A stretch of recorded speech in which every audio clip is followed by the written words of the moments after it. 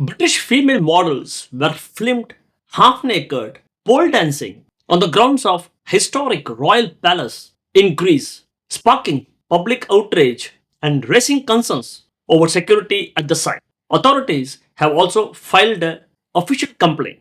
Now let's deep dive into this AI podcast. Okay, so let's try and picture this. You're in Corfu, Greece, beautiful place, Stunning. and you're standing before this incredible palace, just, grand, neoclassical, you can feel the history. Definitely. It's in the Old Town, which is itself a UNESCO World Heritage Site. Exactly, a real historical gem. Now hold that picture, and then imagine seeing, well, something else entirely. A group of pole dancers performing right there, Uh-huh. Quite the contrast. to say the least. And yeah, reports say they were scantily clad, half naked is how some described it. This whole scene was apparently caught on camera. It circulated and it just, well, it blew up. Massive controversy. Massive, sparked huge outrage, lots of debate. So for this deep dive, we've been looking through, a whole load of material, news reports, descriptions of the actual footage, tons of online comments reflecting just how strong the feelings were from all sides, really. It clearly touched a nerve. It really did. So our mission here is to unpack all that, figure out what the reports say actually happened, try to understand why the reaction was just so visceral, Yeah. And see what this one incident tells us about those bigger questions. Like, how do we treat historic sites? What about public spaces? What happens when, modern life bumps up against heritage? We'll pull out the key insights from the material for you. And the location itself is absolutely central to this whole thing. It's not just a random spot. Right. Tell us about the palace. Okay, so we're talking about the Palace of St. Michael and St. George in Corfu town. It's a really significant piece of neoclassical architecture, an absolute gem, as you said. Built when, exactly? Let's see. The reports say it was commissioned by the British Lord High Commissioner, Sir Thomas Maitland, designed by Colonel George Whitmore, and built pretty quickly, actually, between 1819 and 1824. So just after the Napoleonic Wars. Exactly. That's the context. Napoleon's defeated. The Ionian Islands become a British protectorate in 1815, Treaty of Paris. And Corfu becomes the sort of administrative hub for the British Lord High Commissioner. So this palace was like the HQ. Essentially, yeah, his Right. residence. And later, it was even used by the Greek royal family for a time. Wow, so it has layers of history. Absolutely. And today, it's hugely respected, a major cultural monument, part of that UNESCO site we mentioned. Architecturally, it's Regency style, that classical revival thing happening then. Think John Nash in London, that kind of vibe. So serious historical weight, serious cultural value. Immense. You can't overstate its importance locally and nationally. Okay, so you've got this incredibly significant place. And then the event itself, based on the reports, the footage descriptions, what did people actually see? Well, the descriptions point to a group performing pole dancing routines right outside the palace, on the grounds. And the attire, that seemed to be a major point in the reaction. Yes, it was described as minimal. One report mentioned two women specifically in bright red underwear balancing on a pole.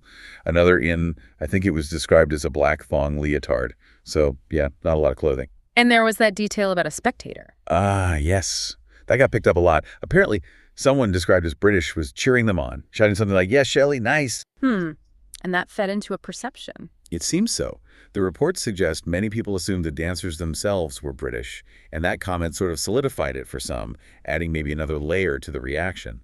And this apparently happened in the early hours of the morning. Right, so not exactly prime time, but still very public. And the reaction, as you said, was just immediate and fierce, especially from locals and all over Greek social media. What was the main thrust of the criticism? Disgraceful was a word used a lot in the reports. Disrespectful. A desecration, even, some might have felt, of a site with such historical and cultural meaning. And the online comments, they really capture that. Oh, absolutely. We saw quotes pulled out in the material, like someone contrasting the past and present. The Corfu palaces, they once hosted royals. Now, pole dancing, really stark. Evokes a sense of decline, almost. Right. And another used Lord Byron, who has connections to that era and the place, saying something like, if Lord Byron saw pole dancing at the palaces, he would have returned to England without a second thought. Using history to judge the present. Exactly. And then there were the comparisons, people asking, would this kind of thing be allowed at Buckingham Palace? Implying a double standard, maybe, or a lack of respect for their heritage site. And the fact that many believe the dancers were British tourists? that played into it too. It definitely seemed to fuel some existing frustrations, yeah. Concerns about tourist behavior in general came through in some of the commentary cited. And there were also practical worries. Like damage. Yeah, concerns that the poles themselves might have actually damaged the historic stone paving. But it's really important to stress the reports also made it clear no actual evidence of damage was found. That concern was there, but apparently unfounded. Okay, so huge outrage, significant site. The immediate question then becomes, how did this even happen? Was there permission? That was the big question everyone was asking, according to the sources. And the answer seems to be, well, no. Local reports cited in the coverage stated that the Directorate of the Museum of Asian Art, which is actually inside the palace, they knew nothing about it beforehand. So the people responsible for the building itself were in the dark. Apparently so. Yeah. And they stated quite clearly, according to those reports, that permission was not granted. Wow. Okay, so that just throws fuel on the fire, right? Absolutely. It led to all those calls for accountability we saw mentioned. People demanding online, who gave the permission slip, questioning if the local residents association knew or approved, some even calling for the police to get involved. The feeling being that someone, somewhere, must have dropped the ball. Or worse. Exactly. How could this happen at such a protected, high-profile location without any official okay? That was the core of that particular line of questioning. But it wasn't a completely one-sided reaction, was it? Were there other viewpoints? No, it wasn't entirely monolithic. The material does present some alternative takes. There was one individual, identified in reports as Bill Medalinos, who defended it. What was his argument? He apparently described it more as a behind-the-scenes glimpse, like part of a professional photo shoot, not just a random performance. Okay. And he made the point that dancing is a form of culture, and crucially perhaps, argued that the palace grounds are essentially an open public space. No sign saying, no pole dancing here, so why ban it? So it's sort of a no rules broken argument. Kind of. Yeah. And he also apparently pushed back a bit, suggesting maybe the community was being hypocritical, pointing to things like, heavy traffic and pollution near the palace as arguably more damaging in the long run. Interesting. A bit of whataboutism, perhaps, but raising other issues. Right. But it's also clear from the material that for many, many people, those arguments just didn't wash. Not at all. Especially considering the specific nature of the performance and the site's dignity. Was there a specific quote that captured that rejection? Yeah, there was one comment highlighted that directly challenged the dance's culture idea in this specific context. Something like, what do traditional dances have to do with stripping there? If my daughter was there, I would be ashamed. Oof.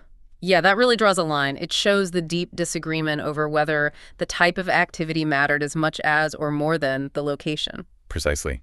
It highlights that clash between the act itself and the perceived sanctity or respect due to the historical site. So, okay, let's try and pull this all together. We've got the historic palace, the unexpected photo shoot, the massive outrage, the questions about permission, and these counter-arguments.